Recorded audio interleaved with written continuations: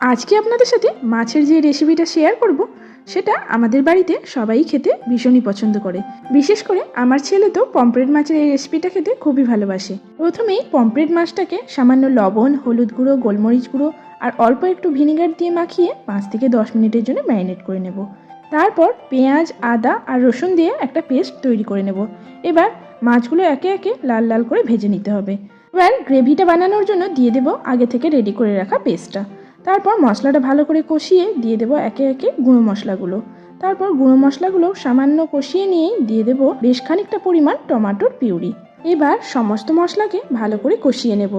আর এইভাবে তেল ভাজতে শুরু করলে দিয়ে দেবো অল্প একটু ধনেপাতা কুচি আর দেবো বেশ খানিকটা পরিমাণ জল।